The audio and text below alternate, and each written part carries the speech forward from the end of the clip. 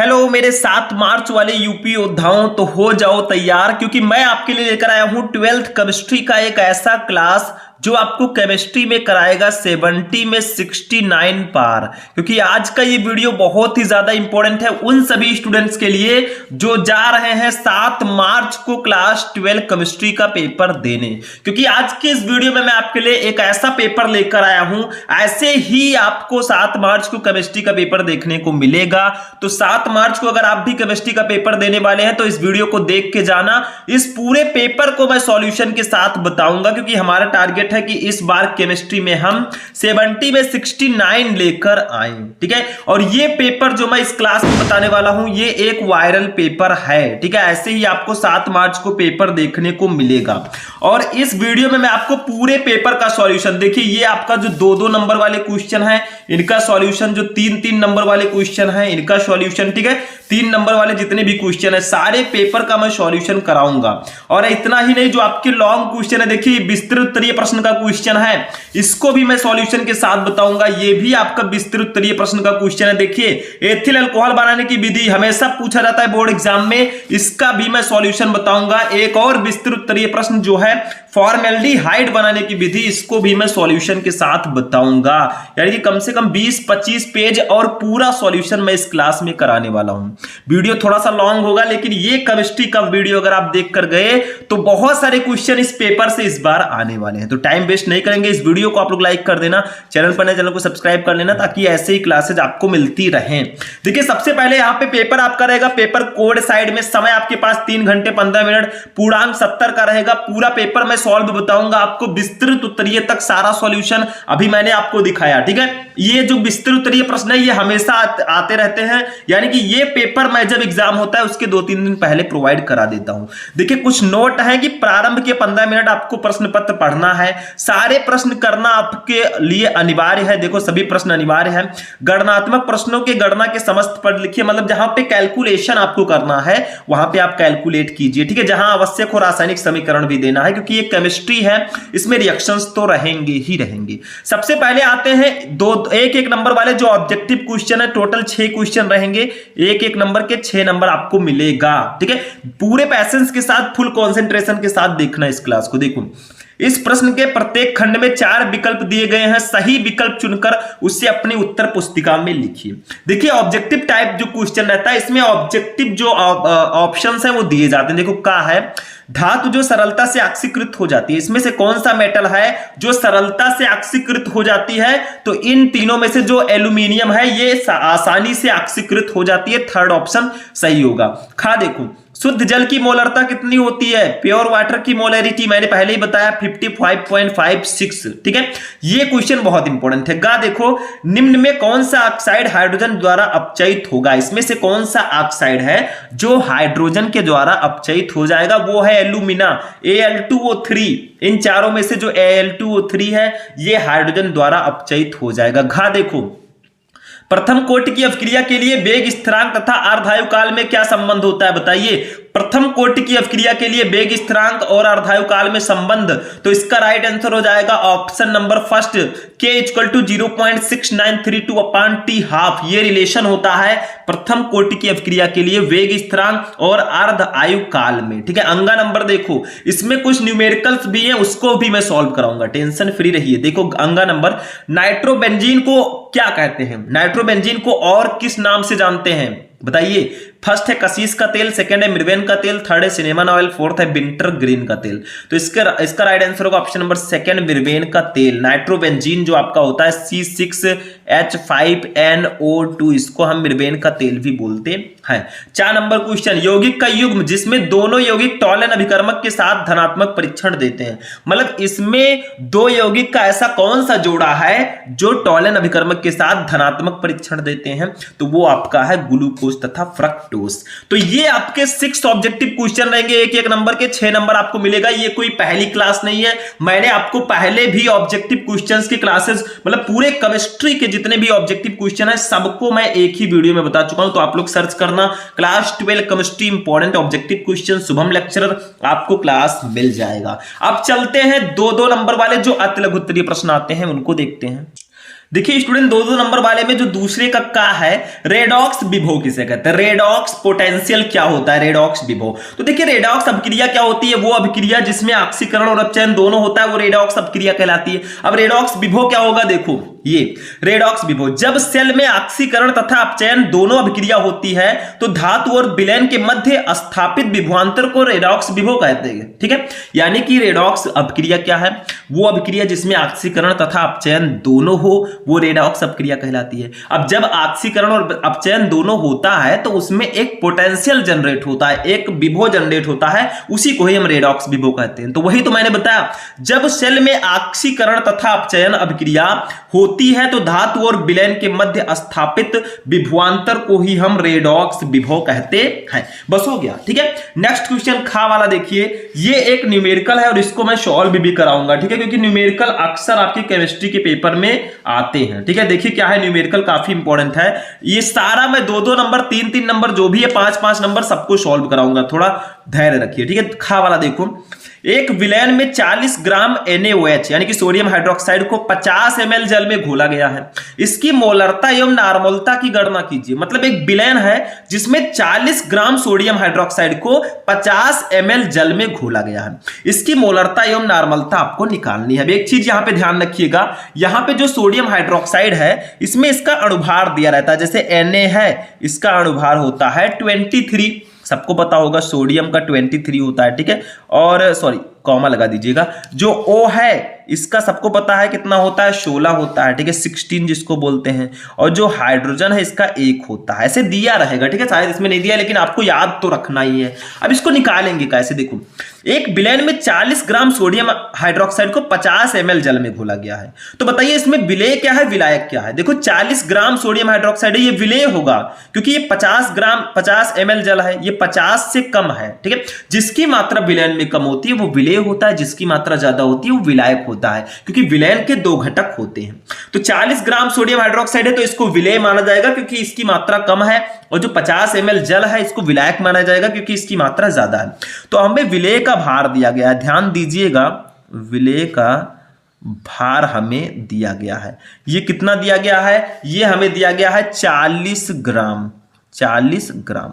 अब यहां से हम विलेय का अणुभार ज्ञात कर लेते हैं। विलेय क्या है, देखो विलेय है NaOH, देखो 40 ग्राम NaOH, तो विलेय का अणुभार, विलेय ब्रैकेट में आप लिख सकते हैं NaOH। ठीक है, इसका अणुभार, अणुभार तो मैंने अभी बताया भैया, क्या कीजिए आप सोडियम का अणुभार जो है, ऑक्सीजन हाइड्रोजन सबको जोड़ दीजिए। सोडियम का 23, ऑक्सीजन का 16 और हाइड्रोजन का 1, टोटल मिलाकर कितना हुआ 23 16 39 और एक 40 टोटल आपका हो गया। ये विलेय का अणुभार आ गया। इसको मैंने क्यों निकाला, क्योंकि देखो आपको अगर मोलरता निकालनी है तो इसका फॉर्मूला होता है विलेय के मोलों की संख्या अपान विलयन का आयतन। तो पहले विलेय के मोलों की संख्या निकालना होगा, तो यहां से हम विलेय के मोलों की संख्या निकाल लेंगे। विलेय के मोलों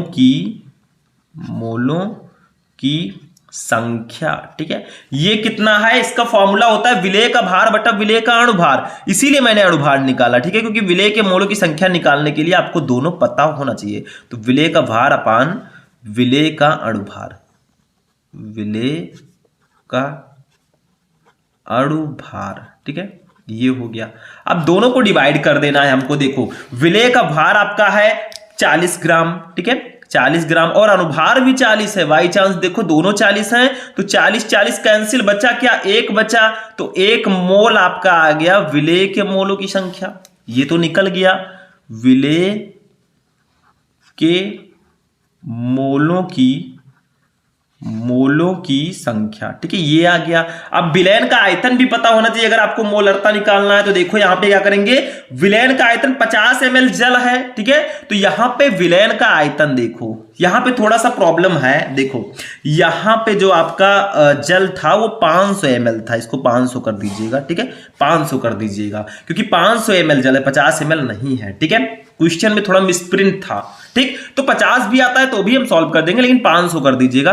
तो विलयन का आयतन, विलयन का आयतन, ठीक है। देखो हमें जो दिया गया है 500 ml दिया गया है, मिलीलीटर दिया गया है 500 ml। इसको लीटर में पहले बदल लो। लीटर में कैसे बदलोगे? देखो 1000 ml इक्वल टू 1 लीटर होता है, 1000 मिलीलीटर इक्वल टू 1 लीटर। तो इसको अगर लीटर में बदलना है तो 1000 से आपको भाग देना होगा। लो मैंने दे दिया, 0 से 0 कैंसिल, 0 0 कैंसिल, ये 5/10 हो गया। इसको भी कैंसिल करेंगे 5/10 को, तो कितना आएगा? या ऐसे डिवाइड कर दो आप डायरेक्ट। देखो 10 को 5 से डिवाइड करोगे, 5 को 10 से, तो 0.5 आपका आएगा, 0.5। अब ये लीटर में आएगा, किसमें? लीटर में। ये विलयन का आयतन हो गया। मतलब वहां पे 500 कर दीजिएगा, ये ध्यान रखिएगा, ठीक है। विलयन का आयतन। अब हम मोलरता का फॉर्मूला लगा देंगे, हमारा मोलरता आ जाएगा, क्योंकि मोलरता इक्वल टू होता है विलय के मोलों की संख्या अपान विलयन का आयतन। तो यहां पे लिखेंगे विलयन की मोलरता निकाल लेंगे, ठीक है। विलयन की मोलरता इक्वल टू फॉर्मूला होता है विलेय के मोलों की संख्या, विलेय के मोलों की संख्या, ठीक है, मोलों की संख्या अपान विलयन का आयतन लीटर में, विलयन का आयतन, ठीक है, आयतन लीटर में, लीटर में। तो देखो अब हम फॉर्मूले पर रख देंगे। विलेय के मोलों की संख्या भी हमने निकाली है। ऊपर देखो इस फॉर्मूले को याद रखना, विलेय के मोलों की संख्या 1 है और विलयन का आयतन 0.5 है। तो यहां पे लिखेंगे 1 विलेय के मोलों की संख्या और विलयन का आयतन लीटर में कितना है? 0.5, ठीक है। कट करो भैया, कट करोगे कितना आएगा? 1 को 0.5 से कट करोगे तो 2 आएगा, या आप ऊपर 10 से गुणा, नीचे 10 से गुणा कर दो, हो जाएगा। देखो इसको 10 से गुणा कर दिया, इसको भी 10 से गुणा कर दिया, तो ऊपर 10 बटा नीचे ये 10 हट जाएगा, 5 हो जाएगा। कट करोगे 2 आएगा। ऐसे भी आप इजी करके कर सकते हो। तो 2 मोल ये हमारा आया विलयन की मोलरता, विलयन की मोलरता, ठीक है, मोलैरिटी ऑफ सॉल्यूशन। ये हमारा आ गया 2m, ठीक है। ये हमारा, या मोल प्रति लीटर भी आप लिख सकते हैं m के जगह पर, ठीक है। मोल प्रति लीटर इसका मात्रक होता है, तो आप मोल प्रति लीटर भी लिख सकते हैं। लेकिन अभी हमारा आंसर, अभी हमारा फिनिश नहीं हुआ है, क्योंकि इसमें आपको नॉर्मलता भी निकालनी है। ऊपर देखो, थोड़ा सा ध्यान देना क्वेश्चन में, ठीक है। क्वेश्चन में आपका है कि मोलरता एवं नॉर्मलता की गणना कीजिए। अब मोलरता हमारी 2mi है, तो नॉर्मलता भी 2m ही होगी, क्योंकि NaOH विलयन की मोलरता एवं नॉर्मलता समान होंगी। लिख दो ऐसे, NaOH विलयन की मोलरता एवं नॉर्मलता, एवं नॉर्मलता समान होंगी, ठीक है, समान होंगी। क्यों? क्योंकि इनका जो तुल्यांकी भार एवं अणुभार समान है, क्योंकि इसका तुल्यांकी भार, ठीक है, तुल्यांकी भार एवं अणुभार समान है, समान है। तो जितनी मोलरता होगी उतनी ही नॉर्मलता भी होगी, ठीक है, क्योंकि देखो यहां पे जो भार और अणुभार दोनों समान है, ठीक है। तो ये आपका हो जाएगा नॉर्मलता एवं मोलरता आपका दोनों यहां पे हो चुका है, ठीक है। ये क्वेश्चन भी आपका हो गया, 2 मोल प्रति लीटर हमारा आंसर आ गया। गा देखो, गा क्वेश्चन है, यद्यपि विद्युत रासायनिक श्रेणी में एल्यूमिनियम हाइड्रोजन से ऊपर है, किंतु ये वायु और जल में अस्थायी है, क्यों? मतलब कहा जा रहा है कि जो विद्युत रासायनिक श्रेणी में एल्यूमिनियम हाइड्रोजन से ऊपर है, किंतु ये जल एवं वायु में अस्थायी क्यों है? देखो इसका रीजन देखो, मैं बता दे रहा हूं। यद्यपि विद्युत रासायनिक श्रेणी में एल्यूमिनियम हाइड्रोजन से ऊपर है, किंतु ये वायु और जल में अस्थायी है, क्यों? क्योंकि ये गर्म जल या जलवायु के साथ उच्च ताप पर क्रिया करता है और साधारण ताप पर जल के साथ इसकी क्रिया मंद होती है, इसीलिए ये अस्थायी है। घा देखो, वेग स्थिरांक तथा साम्य स्थिरांक में अंतर बताइए, इसको भी मैं बता देता हूं। देखो, वेग स्थिरांक अभिकारक पदार्थों की इकाई सांद्रता पर होने वाली अभिक्रिया की गति को कहते हैं। मतलब वेग स्थिरांक जो है वो अभिकारक पदार्थों की इकाई सांद्रता पर होने वाली अभिक्रिया की जो गति होती है उसको वेग स्थिरांक कहते हैं। जबकि साम्य स्थिरांक उत्क्रमणीय अभिक्रिया में अग्र अभिक्रिया के वेग स्थिरांक तथा विपरीत क्रिया के साम्य स्थिरांक का अनुपात होता है। तो ये आपको याद रखना है। वैसे ये क्वेश्चन बहुत ज्यादा नहीं आता बट आता है, और अभी जो मैं लॉन्ग क्वेश्चंस बताऊंगा वो सबसे ज्यादा आता है। तो ये हमारा काखा गघा करके 4 क्वेश्चन था, 2-2 नंबर का, 8 नंबर आपका कंप्लीट। लेकिन अभी अतलग उत्तरीय और है, ये तीसरा क्वेश्चन जो है काखा गघा, इसमें भी 4 अतलग उत्तरीय प्रश्न है। देखो, फर्स्ट है राउल्ट का वाष्पदाब अवनमन नियम लिखिए, इसकी सीमाएं भी लिखिए। राउल्ट का नियम क्या है, इसकी सीमाएं क्या है, दोनों आपको बतानी है। तो लिख देते हैं हम लोग राउल्ट का नियम, मैं पहले भी बता चुका हूं आपको। देखो, राउल्ट के नियम के अनुसार किसी विलयन के वाष्प दाब का आपेक्षिक अवनमन विलेय पदार्थ के मोल प्रभाज के बराबर होता है। देखो यहां पे P minus PS upon P equal to N1 upon N1 plus N2, ठीक है। जहां P क्या है, विलायक का वाष्प दाब है, PS है विलयन का वाष्प दाब, ठीक है। ये किसके बराबर है, ये विलेय के मोल प्रभाज के बराबर है, क्योंकि विलेय का मोल प्रभाज होता है विलेय के मोलों की संख्या अपान विलेय के मोलों की संख्या प्लस विलायक के मोलों की संख्या। तो N1 है विलेय के मोलों की संख्या, N1 है विलेय के मोलों की संख्या और N2 है विलायक के मोलों की संख्या, ठीक है। तो अगर आपको विलेय का मोल प्रभार निकालना है तो विलेय के मोलों की संख्या ऊपर लिखना है, फिर नीचे विलेय और विलायक दोनों के मोलों की संख्या लिखना है। तो क्या कहा गया कि किसी विलयन के वाष्प दाब का आपेक्षिक अवनमन, ये विलयन के वाष्प दाब का जो आपेक्षिक अवनमन है वो विलेय पदार्थ के मोल प्रभाज के बराबर होता है। ये मोल प्रभाज के बराबर है क्योंकि ये मोल प्रभाज का फॉर्मूला है, ठीक है। यहां पे P है विलायक का वाष्प दाब, PS है विलयन का वाष्प दाब, N1 है विलेय के मोलों की संख्या, N2 है विलायक के मोलों की संख्या, ठीक है। और हमें यहां पे राउल्ट के नियम की सीमाएं भी लिखनी है, तो सीमाएं भी बता देता हूं मैं। ये देखिए सीमा, ठीक है। लिमिटेशंस क्या है, देखो फर्स्ट है राउल्ट का नियम तनु विलयनों पर लागू होता है, सांद्र विलयन राउल्ट के नियम से विचलन प्रदर्शित करते हैं। मतलब राउल्ट का नियम जो है ये तनु विलयनों के लिए लागू होता है जो पतले विलयन होते हैं, ठीक है। सांद्र विलयन पर राउल्ट का नियम लागू नहीं होता। दूसरा, यह नियम केवल अवाष्पशील पदार्थ के विलयनों पर लागू होता है। मतलब ये जो राउल्ट का नियम है ये अवाष्पशील पदार्थों के विलयन पर ही लागू होगा। तीसरा, वैद्युत अपघट्यों के विलयन पर राउल्ट का नियम लागू नहीं होता। जो विद्युत अपघट्य होते हैं, इलेक्ट्रोलाइट्स होते हैं, इनके विलयन पर, इनके सॉल्यूशन पर राउल्ट का नियम लागू नहीं होता। चौथा, जो पदार्थ विलयनों में संगुणित हो जाते हैं उन पदार्थों के विलयन भी राउल्ट के नियम का पालन नहीं करते, ठीक है। पूरी तरह जो संगुणित हो जाए उन पदार्थों के विलयन भी राउल्ट के नियम का पालन नहीं करते। तो ये कुछ सीमाएं हैं। देखो पूरे पेपर को हमें सॉल्व करना है, थोड़ा तेजी से मैं चलूंगा। ये समझ लीजिए आपका रिवीजन है, क्योंकि इसको मैं आपको ऑलरेडी सबको बता चुका हूं। राउल्ट का नियम, कोलराउस का नियम, हेनरी का नियम, जो भी है सब कुछ मैं आपको बता चुका हूं, ठीक है। मैंने अभी एक मैराथन क्लास भी आपको प्रोवाइड कराई थी।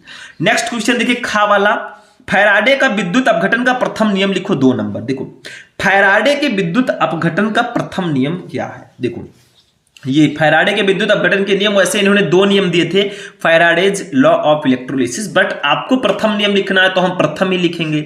देखो फैराडे के विद्युत अपघटन का प्रथम नियम, Faraday's first law of electrolysis. देखो इस नियम के अनुसार इलेक्ट्रोड से मुक्त हुए या इलेक्ट्रोड पर एकत्रित होने वाले पदार्थ की जो मात्रा है वो विद्युत अपघट्य में से प्रवाहित आवेश के समानुपाती होते हैं। मतलब किसी इलेक्ट्रोड पर मुक्त हुए या किसी इलेक्ट्रोड पर एकत्रित जो पदार्थ की मात्रा होती है वो विद्युत अपघट्य में से प्रवाहित आवेश के समानुपाती होती है। देखो W समानुपाती Q, W है इलेक्ट्रोड पर एकत्रित पदार्थ की मात्रा और Q है आवेश, ठीक है। तो ये इसके समानुपाती होती है। अब चूंकि Q इक्वल टू IT होता है, हमने फिजिक्स में पढ़ा है, आवेश जो है वो IT के बराबर होता है समय और धारा के, ठीक है। तो यहां पे Q के जगह पर IT मैंने रख दिया, W इक्वल टू W अनुक्रमानुपाती IT। अब जब इस अनुक्रमानुपाती यानी कि समानुपाती के चिन्ह को हटाएंगे तो एक स्थिरांक जुड़ेगा, वो Z होगा, ठीक है। वेग स्थिरांक, एक कांस्टेंट जुड़ेगा, ZIT हो जाएगा। Z क्या है, ये समानुपाती स्थिरांक है या विद्युत रासायनिक तुल्यांक है। मतलब आपको फैराडे के प्रथम नियम में समझना है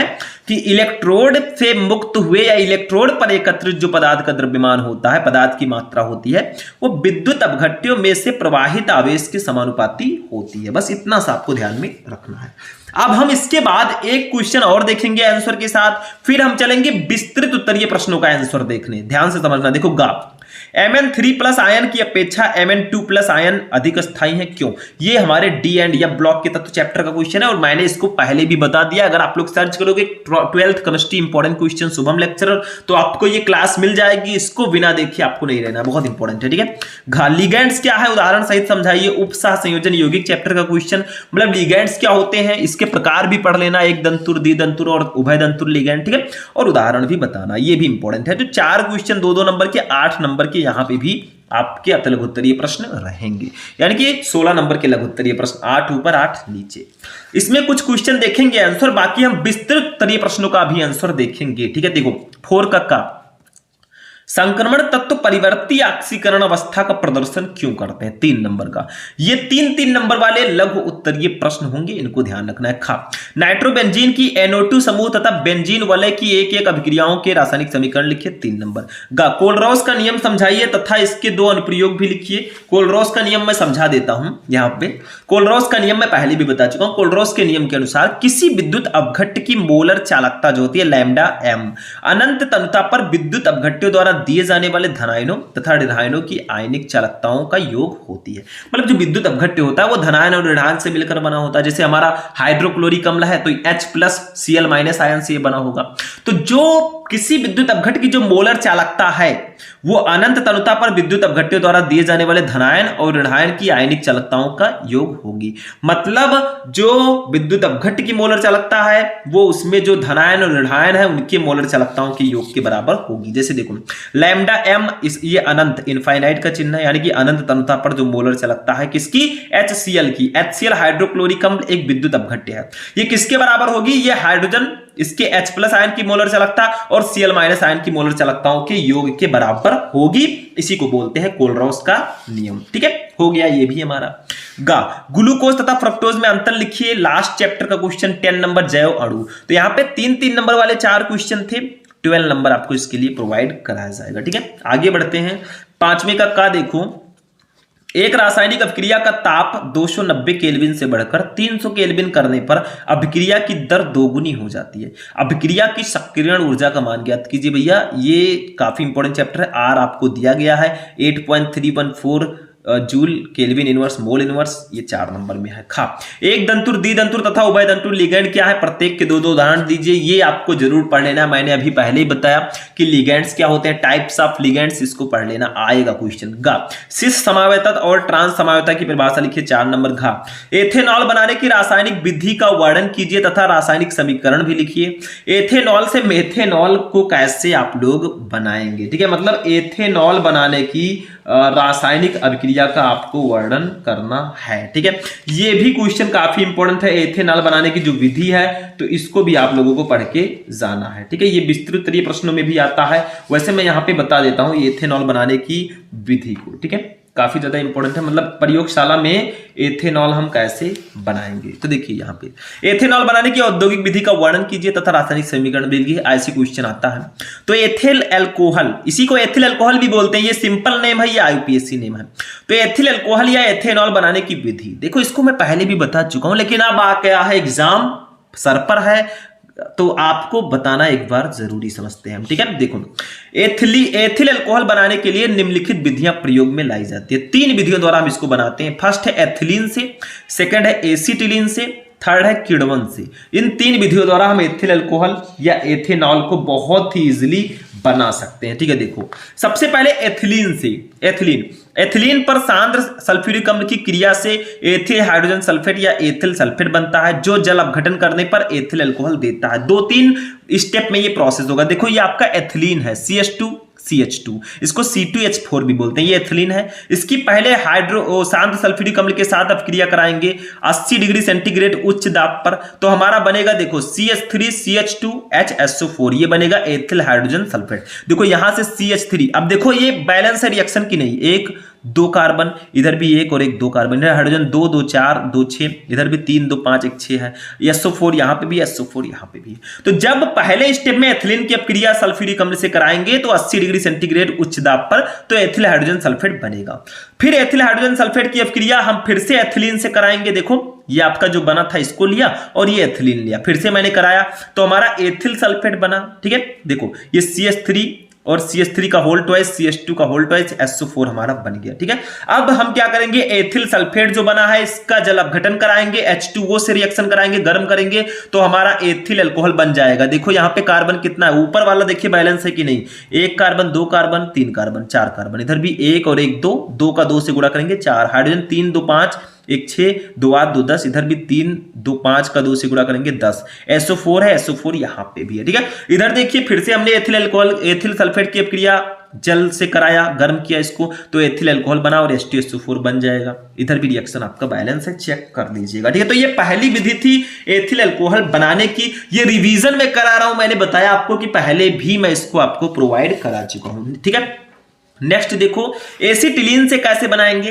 देखो एसिटिलीन पर HgSO4 मर्क्यूरिक सल्फेट या H2SO4 की उपस्थिति में 60 डिग्री सेंटीग्रेड पर जल की अपक्रिया कराने पर एसिटल्डिहाइड बनता है, जिसके अपचयन से एथिल अल्कोहल बनता है। ये भी 2 प्रोसेस में होगा। देखो पहले मैंने एसिटिलीन लिया, इसका फॉर्मूला है CH ट्रिपल बॉन्ड CH या C2H2, इसकी अपक्रिया जल से हमने कराई। ठीक है, HgSO4 और H2SO4 की उपस्थिति में 60 डिग्री सेंटीग्रेड पर, तो क्या बना CH3CHO। देखो यहां से CH3CHO, देखो C हो गया आपका 1, H आपका 1 1 2 1 3 हो गया, CH3 हो गया, 1 C यहां से ले लिया, H यहां पे 1 बचा था वो हो गया। देखो रिएक्शन बैलेंस है, कार्बन 2 इधर भी 1 और 1 2, हाइड्रोजन 2 4, इधर भी 3 1 4, इधर ऑक्सीजन 1 इधर भी 1। तो पहले एसिटिलीन की अपक्रिया जब जल से कराएंगे तो भैया एसिटल्डिहाइड बनेगा। फिर आपका एसिटल्डिहाइड जो है इसकी हम 120 से 140 डिग्री सेंटीग्रेड पर रिएक्शन कराएंगे, अपचयन कराएंगे H2 और Na की उपस्थिति में, तो हमारा एथिल अल्कोहल बन जाएगा। देखो यही चीज बदल गया एथिल अल्कोहल में, बस हो गया, ये भी हमारा हो गया। देखो कैसे बदला, ये CH3 आपका CH3 था, यहां से C और H2 को C ने ले लिया, भैया अपचयन हो रहा है तो CH2 हो गया, O और H मिलकर OH बन गया, बस हो गया। दूसरी विधि। तीसरा किण्वन, शर्करा किण्वन से, शर्करा अथवा स्टार्च युक्त विलयनों के किण्वन से एथिल अल्कोहल का निर्माण किया जाता है। उदाहरण देखो, गन्ने के शर्करा विलयन से जौ, गेहूं, मक्का इत्यादि में उपस्थित स्टार्च के किण्वन से भी हम इसको जनरेट करते हैं। बस ये भी हो गया। ठीक है, तो ये मैंने आपको समझा दिया ताकि प्रॉब्लम आपको ना हो 6 ये घा वाला। तो 4 नंबर के यहाँ पे 4 क्वेश्चन थे, 16 नंबर आपको मिलेगा। चलते हैं 6 नंबर क्वेश्चन पे। 6 का लकड़ी के भंजक आसवन से मेथिल अल्कोहल का निर्माण किस प्रकार किया जाता है, सभी अपक्रियाओं को रासायनिक समीकरण द्वारा समझाओ। समझा दो, नहीं पता अथवा लगा रहेगा। विस्तृत उत्तरीय प्रश्नों में आपको हर एक क्वेश्चंस में ऑप्शंस मिलेंगे। ठीक है, 2 क्वेश्चन रहेगा, एक ही करना होगा, या आप इसको कर सकते हैं निम्नलिखित को समझाइए। इसको मैं सॉल्यूशन के साथ बताऊंगा, टेंशन मत लेना, इसको मैं समझाऊंगा। ठीक है, देखो सबसे पहला, एल्कोहल का अणुभार बढ़ने पर जल में इनकी विलेयता घटती है, इसको समझाओ। दूसरा, पावर एल्कोहल क्या है, उसका उपयोग क्या है। तीसरा, फिनॉल अम्लीय क्या होते हैं। तीनों को समझाओ तब 5 नंबर मिलेगा। जैसे ये 2 ये 2 ये 1 ऐसे करके दिया जाएगा। देखो सबसे पहले ये वही क्वेश्चन है, निम्न को समझाइए। एल्कोहल का अणुभार बढ़ने पर जल में इसकी विलेयता घटती है, इसको मैं पहले समझाता हूं। देखो एल्कोहल का अणुभार बढ़ने पर जल में इसकी विलेयता घटती है, क्यों। देखो रीजन यही आपको ब्लू वाला लिखना है, क्योंकि एल्किल समूह, देखो ये एल्कोहल है आपका CH3OH, इसमें एल्किल समूह होता है। जैसे CH3 है ये एल्किल है, अब ये मेथिल है ये एथिल है, इसी को एल्किल बोलते हैं। ठीक है, क्योंकि एल्किल समूह जल विरोधी होते हैं। एल्किल समूह जो होते हैं अल्कोहल में, ये जल विरोधी होते हैं, मतलब ये जल का विरोध करते हैं। ठीक है, जल में विलय नहीं होते, तथा जल में अविलेय हैं। एल्किल समूह जल में अविलेय हैं। निम्न एल्कोहल में एल्किल समूह छोटा होता है। जैसे यहाँ पे मेथिल है तो इसमें एक ही एल्किल समूह है, तो ये छोटा है, और ये अब बढ़ता जा रहा है। इसमें ये 2 एल्किल समूह इसमें है भैया, तो बढ़ गया। फिर आगे जाओगे C3H7OH, इसमें 3 होंगे। तो जैसे जैसे एल्किल समूह बढ़ेगा विलेयता घटेगी, क्यों, क्योंकि एल्किल जो होता है ये जल विरोधी होता है। देखो क्योंकि एल्किल समूह जल विरोधी होते हैं तथा जल में अविलेय हैं। निम्न एल्कोहल में एल्किल समूह छोटा होता है तथा एल्कोहल का OH समूह अणु को जल में विलय बनाने में प्रभावी होता है। जैसे जैसे एल्किल समूह का आकार बढ़ता है, उच्च अणुभार के एल्कोहलों में एल्किल समूह की जल विरोधी प्रकृति OH समूह की जल विरोधी प्रकृति OH समूह की जल स्नेही प्रकृति पर प्रभावी हो जाती है, इसलिए विलेयता घटती है। मतलब जैसे जैसे एल्किल समूह का आकार बढ़ेगा विलेयता घटेगी, क्योंकि एल्किल समूह जल विरोधी होते हैं। बस हो गया। दूसरा, पावर एल्कोहल क्या है, उसका उपयोग क्या है, इसको भी देखते हैं। देखो दूसरा, परिशोधित स्पिरिट बेंजीन की उपस्थिति में पेट्रोल में मिश्रित हो जाती है। पेट्रोल प्लस औद्योगिक अल्कोहल और बेंजीन का मिश्रण मोटर ईंधन के रूप में प्रयुक्त किया जाता है। यह मिश्रण पावर अल्कोहल कहलाता है। मतलब पेट्रोल, औद्योगिक अल्कोहल और बेंजीन, इसका यूज मोटर ईंधन के रूप में करते हैं, इसी को ही पावर अल्कोहल कहते हैं। बस हो गया। तीसरा, फिनॉल अम्लीय क्यों होते हैं? जो फिनॉल है वो अम्लीय क्यों होते हैं? देखो, फिनॉल को जल में घोलने पर यह H+ आयन तथा फिनॉक्साइड आयन देता है, जो अनुनाद के कारण अस्थायी होता है, इसलिए फिनॉल अम्लीय गुण प्रदर्शित करता है। देखो, ये फिनॉल है हमारा, इसको मैंने जल में घोल दिया तो ये फिनॉक्साइड आयन देगा और हाइड्रोनियम आयन देगा। ठीक है, तो इसीलिए फिनॉल अम्लीय होंगे। ठीक, यही रीजन है। ये रिएक्शन दे देना अगर आता है एग्जाम में। ठीक है, तो ये भी हमारा विस्तृत तरीके प्रश्न हो गया। अभी और आगे बढ़ते हैं। देखिए नेक्स्ट क्वेश्चन, खा नंबर। देखो, ये क्या होता है जब कैसे प्राप्त करोगे के रिएक्शंस भी आते हैं। मैंने आपको पहले ही बताया था, इसको तो पढ़ना ही पढ़ना पड़ेगा। देखो क्या होता है जब केवल रासायनिक समीकरण लिखो। देखो, आपको केवल केमिकल रिएक्शन देना होता है। सबसे पहले समझिए एक एक को। ठीक है, इंपॉर्टेंट टॉपिक है। फर्स्ट है, एथिल अल्कोहल भिन्न ताप पर सांद्र H2SO4 के साथ क्रिया करता है तो क्या बनेगा। आपको रिएक्टेंट दिया गया है, मतलब एथिल अल्कोहल सांद्र सल्फ्यूरिक अम्ल के साथ क्रिया कर रहा है तो क्या बनेगा। आपको प्रोडक्ट बताना है, सिर्फ केमिकल रिएक्शन बताना है, एक एक नंबर। ठीक है, थ्योरी मत लिखिएगा। दूसरा, क्या होता है जब कैल्शियम एसीटेट तथा कैल्शियम फॉर्मेट के मिश्रण को गर्म करते हैं तो क्या बनेगा। तीसरा, क्या होता है जब एथिल अल्कोहल, ये नीचे वाला क्वेश्चन इसमें आ गया है कैसे प्राप्त करोगे का, तो ये दूसरा क्वेश्चन जो इसमें दिया है ये यहां पे होना चाहिए। फास्फोरस अम्ल को गर्म किया जाता है तो क्या बनेगा। ठीक है, इसको नीचे कर देना। चौथा, क्या होता है जब डाई एथिल ईथर PCl5 से क्रिया करता है फास्फोरस पेंटाक्लोराइड से। पांचवा, गन्ने की शंकर के घोल को तनु H2SO4 के साथ उबाला जाता है तो क्या होगा। तो यहां पे 5 क्वेश्चन रहेंगे एक एक नंबर के, और इसका केमिकल रिएक्शन आपको देना है, 5 नंबर मिल जाएगा। नहीं पता तो अथवा लगा है। कैसे प्राप्त करोगे कि भी रिएक्शन आते हैं। मैंने आपको दोनों टाइप्स के रिएक्शन बताया, अगर आप लोग सर्च करेंगे क्या होता है जब, इंपॉर्टेंट रिएक्शन शुभम लेक्चरर आपको क्लास मिल जाएगा। कैसे प्राप्त करोगे, इंपॉर्टेंट क्वेश्चन शुभम लेक्चरर आपको क्लास मिल जाएगा, हो जाएगा। इसको देखो, इसमें आपको रिएक्टेंट और प्रोडक्ट दोनों दिए रहते हैं। कैसे प्राप्त करोगे, एसिटिक अम्ल से एथिलेमिन कैसे बनाओगे। आपको दोनों दिए हैं, सिर्फ बीच का प्रोसेस बताना है, किसके साथ रिएक्ट करेगा, कौन सा उत्प्रेरक होगा, ये सब आपको बताना है। दूसरा, फास्फोरस अम्ल को गर्म किया जाता है, ये ऊपर का क्वेश्चन है। एथिल अल्कोहल से एथिल एसीटेट, ये इसकी जगह होना चाहिए। ठीक है। तीसरा, अमोनियम एसीटेट से एथिलेमिन, बेंजीन से बेंजोइक अम्ल, बेंजीन से DDT, ये सब बनाना आपको आना चाहिए। 5 नंबर आपको मिल जाएगा। अब 7 नंबर क्वेश्चन, भैया 20 नंबर के विस्तृत उत्तरीय प्रश्न आते हैं।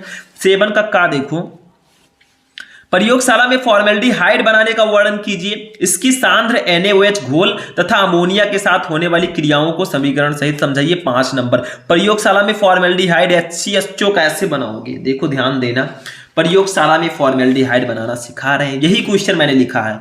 प्रयोगशाला में फॉर्मेल्डिहाइड बनाने का वर्णन कीजिए। इसकी सांद्र NaOH घोल तथा अमोनिया के साथ होने वाली क्रियाओं को समीकरण सहित समझाइए।